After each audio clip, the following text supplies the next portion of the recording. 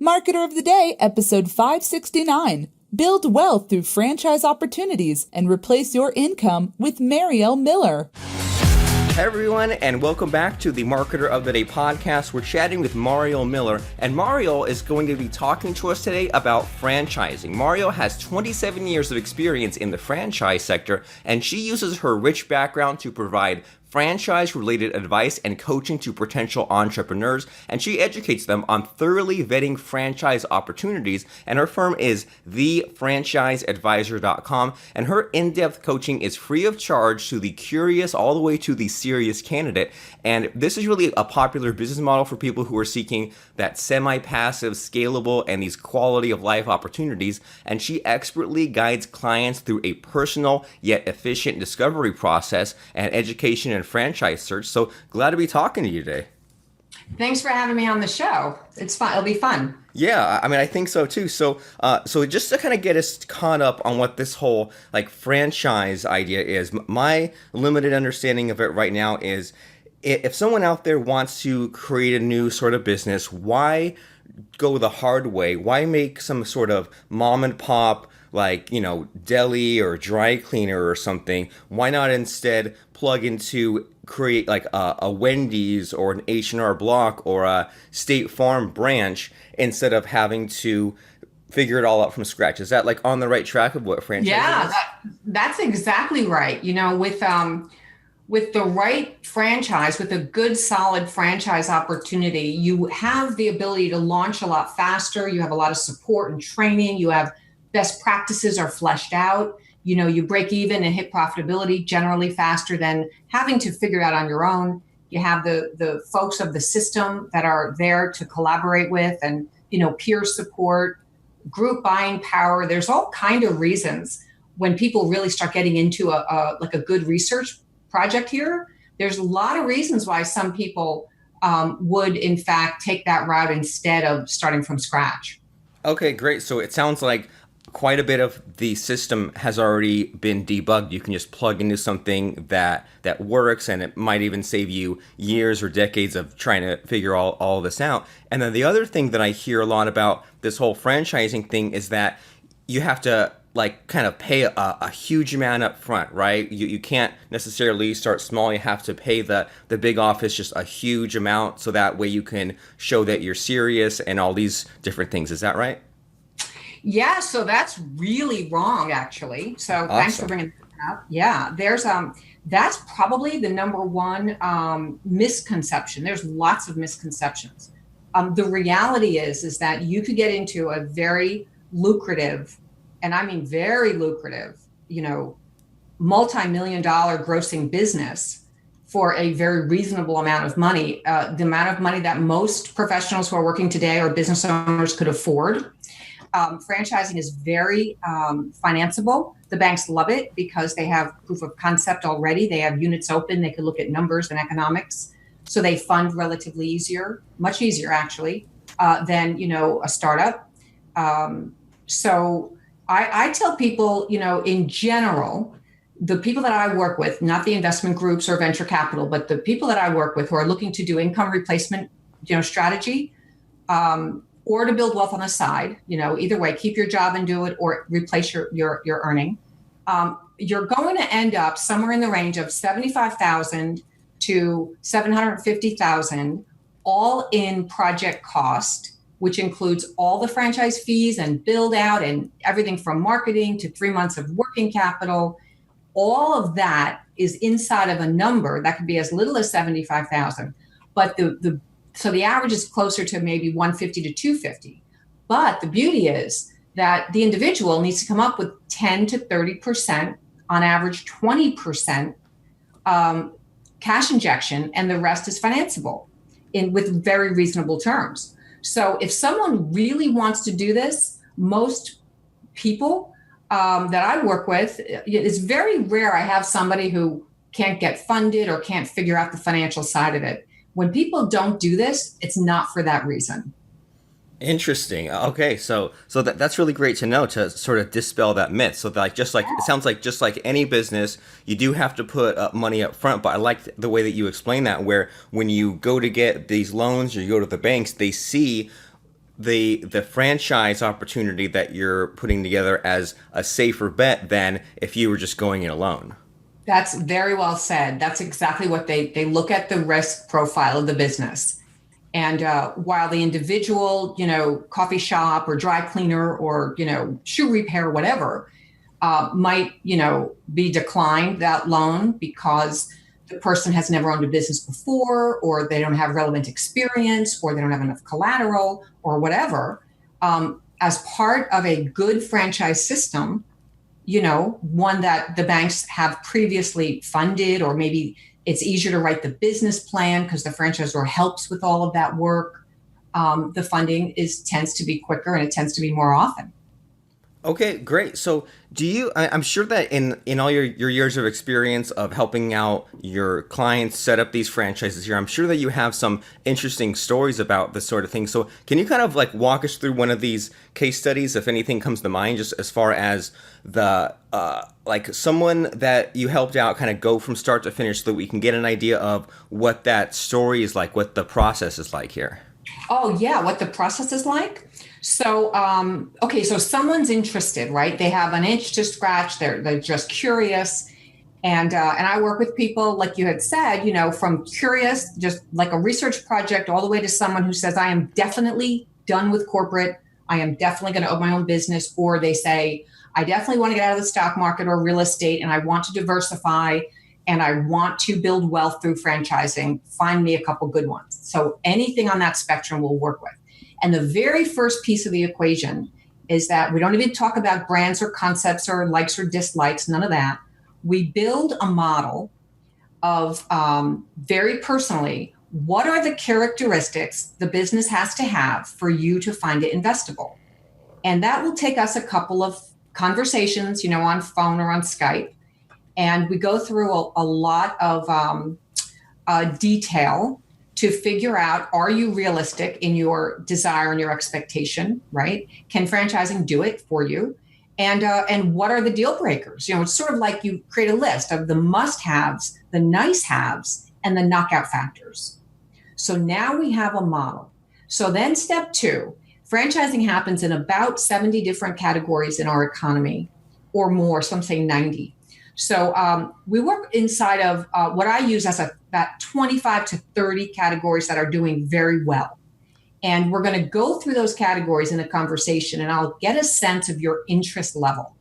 You might say, I can't, stand little kids. I want nothing to do with children-related businesses. I don't want to deal with parents. Or you might say, I absolutely love fitness and health and wellness. So let's really dive deep into that category.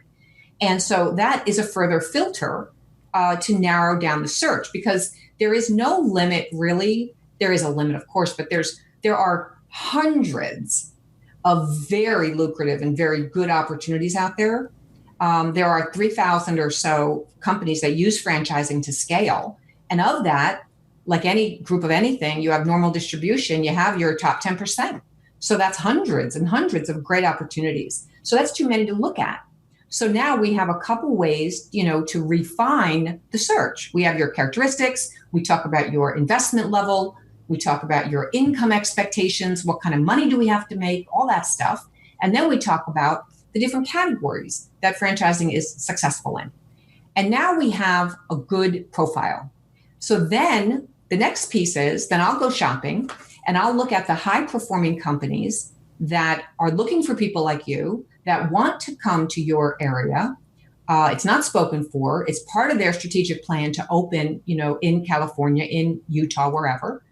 And then that creates a short list of viable options, all of which could work, that you're going to have greater or less of a desire to learn about. So that's sort of step 2. So now we get into the education and the coaching, and we work hand in hand. We coach every week. You talk to the companies every week, and you start learning about all of the proprietary systems. You learn about the sector if you don't know much about it, the potential. You learn about the leadership team, the support, the training, all this stuff that you want to evaluate. And it's all very objective and it's all very informative. And if there are no red flags and there's still interest, we go to the next phase. Now what we want to do, now you've learned all about the company and all the reasons why it works. Now we want to assess the risk, and we want to look at earning money and how quickly, and can you last that period of time, putting money into the business before it's making its own money. We talk to franchisees. We get an idea of the culture of the franchisor. We talk about the payments to the franchisor, and is that a fair equation? And are people happy with that? And then if there's no red flags there, you still love it, you really think it might be right for you, then you're flown out. You visit with the franchisor. They tend to pay the tab on that.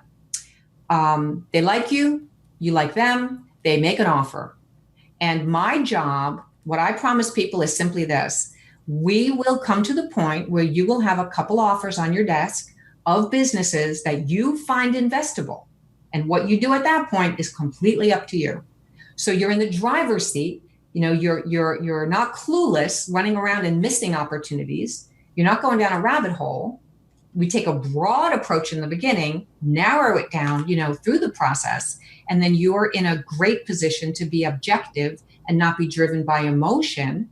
At the end of the day, you say yes or no. You want this or not, and that's what we do all day, every day.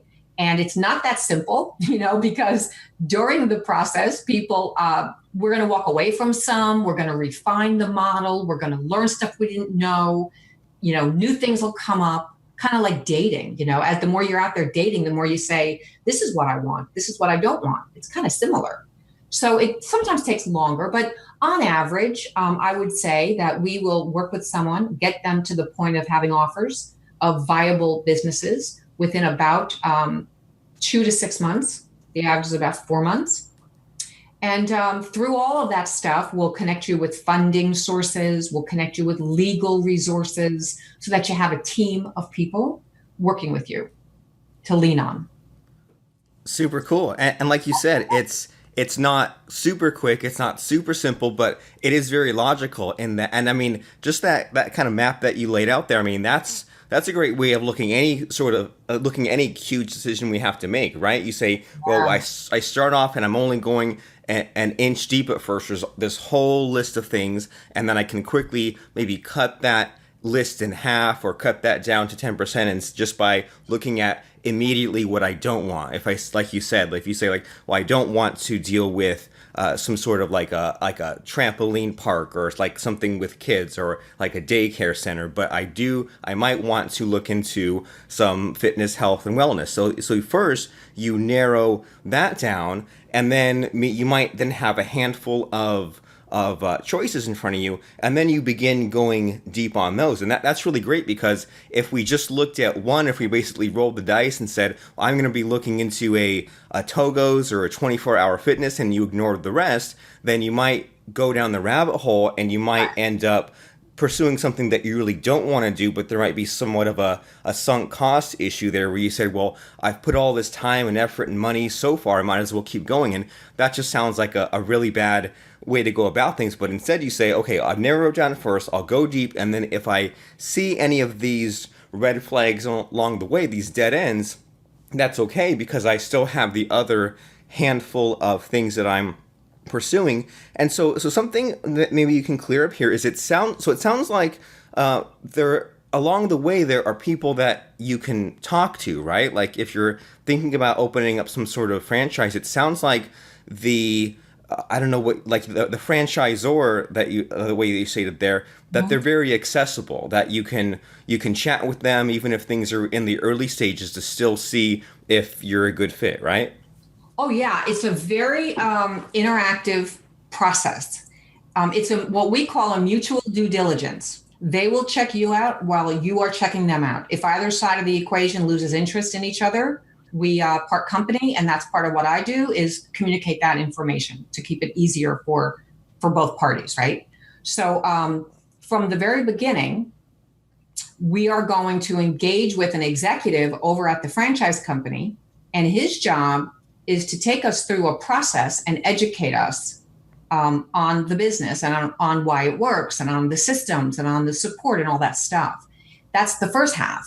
And then once that's all done and we still like that business, now we flip it over and we begin to validate what we learned is actually real. It's true. It's very objective. There's no emotion here. There's always emotion. I shouldn't say that, but we're not driven by we love ice cream and this is really going to work no matter what they say. This is really an objective way. I have a lot of tools and documents, Excel files, questionnaires, all kinds of things that help the person collect and analyze the information so that we could take emotion out as much as possible. At the end of the day, it's going to be an emotional choice. I feel a certain way. So the second half is when we engage with franchise owners. At a certain point in the process, you've learned everything, but now what you have to do is figure out how much money can I make? How much money are they really making? And what's the resale value? And what's the value of my royalty payment to the franchisor? And what's the culture? And would you do it again? And do you want to have 10 of these or just one? And what didn't you know? And how hard was it? And all the real questions, right? So we can't be told that by the guy who is kind of showing us the brand or selling, if you will. We have to validate that through the owners. And so then we have access to the owners in the system, and we call as many or as few as we're comfortable with. So I encourage people to talk to 2 high performers, the guys that are knocking it out of the park, talk to 2 average Joe people. They're easy to find. They're on every street corner. And then talk to 1 or 2 people that aren't happy. If you could find them. Some systems, you can't find anyone who's not happy. Other systems, no one's happy, right? So you find 2 people in each of these areas, and then you sit back and you figure out, who am I most aligned to? Who am I like? What kind of work habits do I have? What kind of attitude will I bring? And then you can create, the most important part of diligence is to create a projection or a pro forma. So no one has ever got into a business in my days without knowing how much money will I reasonably expect to earn and how quick can I earn it? And what is the quality of my life going to be with this business in it? So that's what we spend our time learning. So once we have the pro forma done, and now we're still happy, because remember, we start in the beginning figuring out how much you have to earn. So you're not going to be looking at companies that can't do that, right? You're going to be looking at businesses that fit your model. So you're not going to waste any time. So now you're good to go. And now the only question is, do I like these people? So that's when you go out to Discovery Day. They usually have, sometimes it's 1-to-1, sometimes it's 5 groups.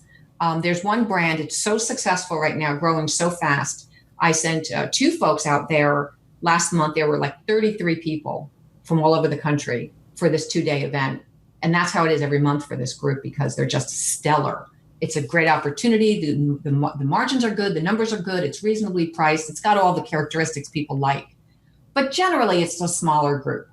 Where you meet them, you go to dinner and lunch with them. They do a little bit of an interview type of a thing. But it's really about the feel. And then you come home. And then they'll make you an offer. Would you like, San Diego market? This is what it looks like. And they'll send you legal documents. And then you'll have a period of time to let them know if you're joining the family or not. Sounds very welcoming and inviting there. So it sounds like you're all about, so you have your initial criteria in the beginning, and then as you go through this narrow down process, that's still really important there, right? Like how much do I want to earn, what fits my lifestyle, and then during the education process, there's that period of time when you see if everything still looks good on paper, but then the way things look good on paper, that's only one of a few factors. We also need to see how it applies itself in practical terms, right? Other franchise owners, are they happy? What do they like and they don't like? And then also, like you said there, that emotion is a factor, but it's one of many factors, right? It's like that when we're finally at the very end and we're like, okay, everything ticks all the boxes logically, but then as far as making that exact leap, that's where the emotion comes in. But we don't want the emotion to play a part throughout the whole entire thing, because then our factors will be out of whack there. And so one as you're explaining this here, something that keeps coming to mind is, if I'm hearing you right, are these other franchise owners, they'll talk to you, right? They're totally open to just being honest about all this stuff, because it seems to me like, wouldn't they be really busy running their business? It seems odd to me, but maybe I'm just coming from a weird place. It seems odd that these other franchise owners would make the time to talk to you. So that's a really good point. So, and there's so much I could say to that, but to try to be really like, to add value here, the first thing is, what people don't know is that many franchises are semi-absentee. This is like the best news in the world. People use franchising to build real wealth. They keep their day job and they invest. So for the first point is, people aren't always busy. Some people, especially seniors today, don't want to stop contributing into the world. They don't want to retire, but they don't feel like working 40 hours. So they'll buy a semi-passive business. They work 10 hours a week in the business and they're earning money. So that model makes it easier for folks, to be available. The second thing I want to say is, the reason the process is streamlined in this manner, and you'll find this in the high-performing, solid opportunities. Not every opportunity is like this. There are some folks that are not doing it this way out there. But in the real companies, the good companies, the ones you want to be part of, the reason it's this way is that the franchisor can't afford every guy who's kicking a tire to talk to their owners all day, every day. You're absolutely right. They're too busy. So the franchise executives run you through learning all the ins and outs about the business, so that your calls with the franchisees are short, they're targeted, they're about what the franchisor cannot by law talk about, which I can talk to you a little bit about that as well. And it's really just about like the questions I just said, like, what are your net numbers look like this year? How much do you expect to bring in next year? What was your first year like? How long did it take to break even? Do you think the royalty fee is fair? Would you do it again? Thank you very much, kind of thing. So franchisees tend to be extremely open. Some of them even send their P&Ls around, here's my P&L for the last 2 years or whatever. And that's because they were in the same shoes that you're in, just recently.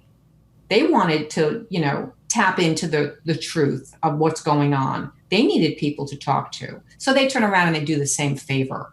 But not everyone has the ability to really go and get all that information. You kind of go through the process, and then you are educated, and you're not calling the guy saying, what's the square footage? Who's your marketing SEO company? Or you're not really getting into nitty gritty detail. Interesting. Okay. Yeah. Great. That makes perfect sense. So it's not like you're calling them every single day or loading them up with all kinds of just questions that don't really matter. You're asking about the essential stuff, and they're looking to give back and help you out because they were there at one point. And it also sounds like there's at least always someone to talk to, right? Like it might be like this location owner or that location owner is busy, but then that parent company itself, they'll talk to you, and that makes perfect sense, because it makes me think back to back when we all had to go to the DMV and get our driver's license and take that stupid driver's test. It was like, oh, I have to learn all these things. But then you think about it, well, they're doing their best to make it as smooth a ride for you as possible, right? The DMV, the state wants you to get your driver's license, because that means more cars on the road. You're paying more, vehicle renewal fees and all that. There are things to figure out and go through, but it's not like they're playing a gotcha game. They're not trying to trip you up. They want to help you as much as possible. It's just that there are things to be figured out. Right. Exactly. And I just wanted to say quick, it hasn't always been this way. Franchising started way back before like the 20s and 30s. And there was this period of time when it was the Wild West, and there were a lot of shysters and there were a lot of crooks, and there were no laws nothing was regulated. So a lot of people got into a lot of trouble, and, there were tons of bankruptcies and lawsuits, and people would create these systems and rip people off left and right. And it wasn't very pretty. So what happened in the 70s was that actually Ronald Reagan was the governor of California at the time, and he got wind of a lot of this and pulled together people, legal people and the International Franchise Association, and they looked at everything and they said, you know what? This is like a securities situation. we're going to create documents that are similar to the prospectus if you're buying stocks. And we're going to put regulation in place. And we're going to protect the consumer. And so that's what they did. And they created what's called the franchise disclosure document, which was called the Uniform Franchise Offering Circular, the UFOC at the time. And it's a big, thick document that outlines everything you ever need to know about what you're looking to get into. And it spells out if they're going to be nickel and diming you. And it spells out what happens if you sell your business. And it just spells out everything, what you're allowed to do, what they're allowed to do, and everything. So it's extremely, today, it can be very transparent because the FTC now regulates franchising. And there's all this regulation in place. So franchisors have to be honest with what they're saying. They have to show audited accounting numbers if they're showing, their personal numbers. If they show any store information in that document, that's got to be real. They all don't put it in there, but some of them do. There's all kind of, rules to help the consumer become more objective, make a wise choice, and be safe, right? So people need to learn how to investigate the franchise so that they're in the driver's seat.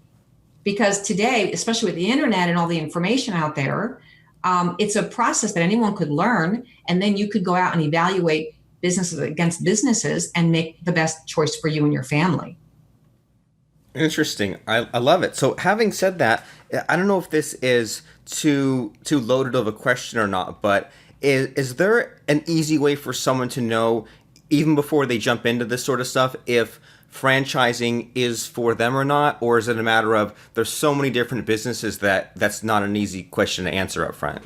So there's definitely a way, and that's really the work that we do. What we do is we help people determine, number one, is business ownership right for me in general? Like, is that the best vehicle to get me to where I want to go?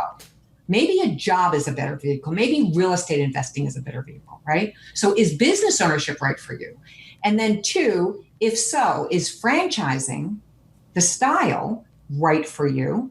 And then if true, then we go to look to see which ones will make you happy, will fit your model, will bring you to where you want to be.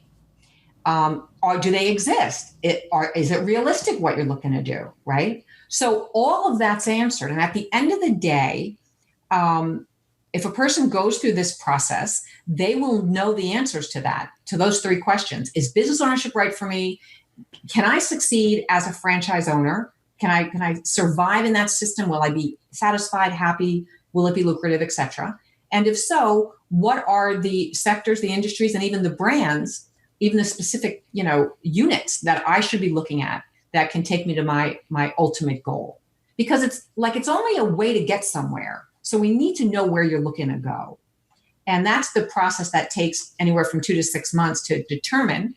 And that's what we do with people all day, every day.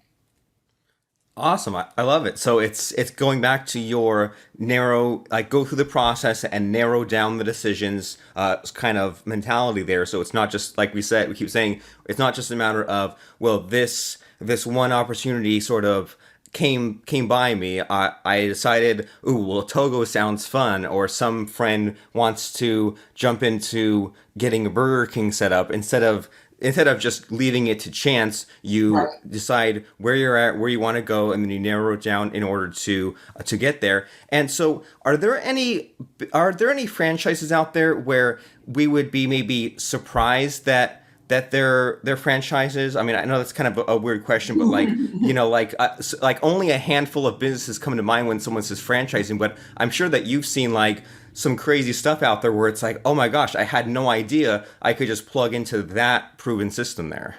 Oh my gosh. Well, the first thing I'll tell you is 90% of the time, people end up in a business they would have never uncovered, they would have never thought about themselves, they would have avoided or just glossed over looking on their own. That's true. So I surprise people every day, all day. And by the time we get to the point in which we're presenting them the brands that are worth their time to look at, they're probably shocked on every one of them, because it's very far cry from what they would have thought about that they should own. for example, people will say, well, what do you think about, food? And they'll say, oh, we definitely want to get into food. Well, why is that? Well, because people have to eat.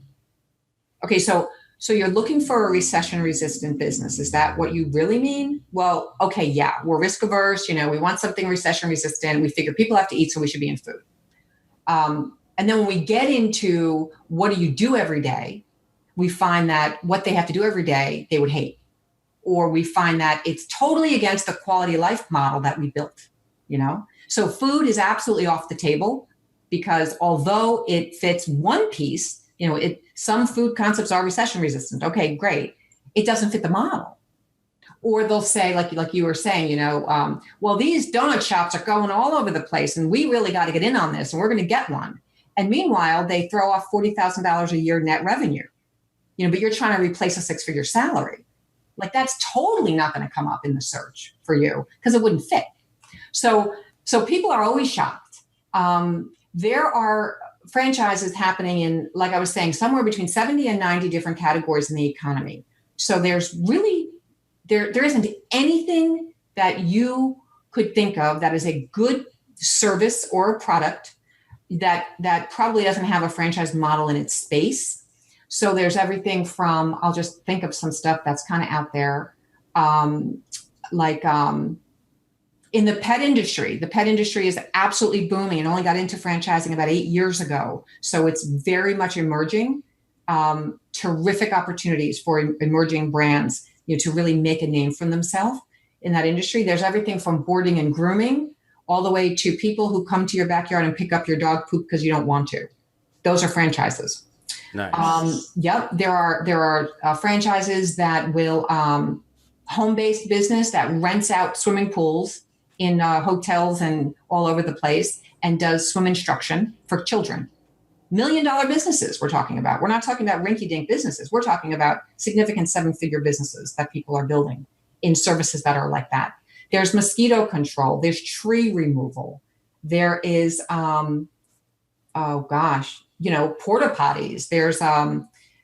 There's online businesses that are sort of like Airbnb type of complements to that, where you're sitting at your desk all day at your house, building a real business. So I've never been in a situation where I couldn't meet someone's requirements so long as they were reasonable requirements. Whatever those requirements were, whether it was financially or what do I want to do with my time, there's definitely something out there for anyone who has an entrepreneurial flair. Super cool. And now I'm not going to, when I'm outside from now on and I'm driving past a row of porta potties or I'm driving past a storage unit and I see, oh, yeah, that's the same kind of brand name as this other storage unit in this other town. Now I'm going to be seeing franchises everywhere because you've opened our minds up to it. So what's the next step here? If people are listening to us here and they say, okay, well, this franchise stuff makes sense. I'm looking to, to see if this is the right vehicle to get to where I need to go. And Mariel sounds really knowledgeable and really fun and can be very helpful. What can and what should someone do to move things along here?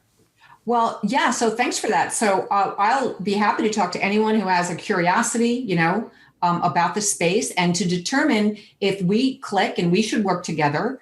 And if this is the right time to launch into it, we'll figure that out. And I also send all of my clients a great book. It's called The Franchise MBA. And my business partner, Nick Neonakis, wrote the book. It's an Amazon bestseller in the space. So it's a terrific education. And it also outlines what I shared with you guys, the process and why it's so efficient. So there's a lot of education that goes along and everyone has to read that. There are no quizzes, but that just tells me how serious you are. Like, are you diving into that book? So you get that. So we have a conversation and we determine our timing. Do we launch into this today? Is it going to be September? Is it going to be next year? And that'll take us about 15 or 20 minutes. So you can reach me, call me directly at the office, and that is 732-298-0900. You could also reach me on the website. So my website is thefranchiseadvisor.com. That's ADVISOR. And there are some resources on there, and there's several interviews that are up on the media page, upcoming events. I do a lot of webinars. You could sign up. If you download something, you'll be on my list. and you could just hop on a webinar. We do franchise masterminds every once in a while where we just talk ideas, what's going on, what's hot, all that. Or you could send me an email, and that would be Mariel, Mariel, at thefranchiseadvisor.com. And I'll be back with you within a day, and we can set up a call at your convenience. And I do nights and weekends because most of my clients are, either business owners or they're working. Super great. Well, it sounds like you're very accessible, and I mean, you're so right too, as far as if people are actually serious about this kind of thing, they need to be doing some of that homework, some of that reading on their own. So they should definitely go through that franchise MBA book. That way you can be on the same page. That way they don't have to go through the long way of being educated by you. They can do their reading up on it and then know kind of what that focus is, have some ideas going in, talk with you. And so once again, to make sure that we all have that contact information, that's thefranchiseadvisor.com. Your email address is Mariel at thefranchiseadvisor.com. Mariel spelled Mariel. And then that phone number is 732-298-0900. And dang, I mean, it sounds like you're really accessible there. So that way, if people have those questions or they want to jump in, then you're not just someone who they're hard to get a hold of. There's all those different ways to get in touch with you. And it sounds like you have a great community set up there, so that way everyone can always be kind of help each other out and be on the ball as far as these things, and be able to not have to wait around and think about this dream for years and years. They can actually pursue it if it's right for them. So that's thefranchiseadvisor.com. And do you have any final thoughts as we close this up here, Mariel? I would just encourage people. Everybody doesn't have the desire or the itch or the thought to launch out on their own, or to explore business ownership, or in the word franchise lights them up. That's not the average bear. So if you're someone who either owns your own business, you're entrepreneurial, and you don't feel like starting from scratch the next time, or someone who has always realized there's something bigger and better for you, and you're tired of making other people wealthy, you want to make yourself wealthy, I think you deserve to go through the process and do it in a way that is very objective, and in a way that can get your questions answered. Because the worst thing, I think, is to live with regrets. And at one point or another to say, geez, if I only looked at that. Many, many people I work with say to me, yeah, I've been looking for years, or I thought about that 5 years ago. But people give up, and they give up because it's overwhelming. And people don't know that there are free services like mine. It's all complimentary work. My business model is very much like an executive recruiter, preparing people, educating people, bringing them to the right companies. And when the transaction is made, they pay my professional fee. So there's no love lost in working together. There's no wasted effort, no wasted time. It's all a joy and a pleasure to work with people. So I just tell people, live without regret and realize you're unique if you're even listening this far, and you might want to take an action and learn some more. Well, great. And I was going to say, it sounds like the service you provide, it sounds like you're somewhat of a recruiter, or like a career counselor, or a college advisor. You're just helping people get to where they need to go. And you're so right that woulda, shoulda, coulda, regret game, that's no fun, and that can easily happen if we try to go about it ourselves. So we need to ask for help when we need it and jump on this. So we'll see everyone at thefranchiseadvisor.com. So we'll see you there, thefranchiseadvisor.com. And thanks, Mariel, for stopping by and helping us out today. Hey, thank you. It was really fun, and it was just really a pleasure to talk to you and your folks. Have you had a chance to rate and review the show yet? If not, go right now to marketeroftheday.com/iTunes. Click View in iTunes and click the Ratings tab. We would really appreciate a 5-star rating, or whatever you think is fair, plus a quick 1-sentence review to tell us how we're doing. Thank you very much, and have a wonderful day.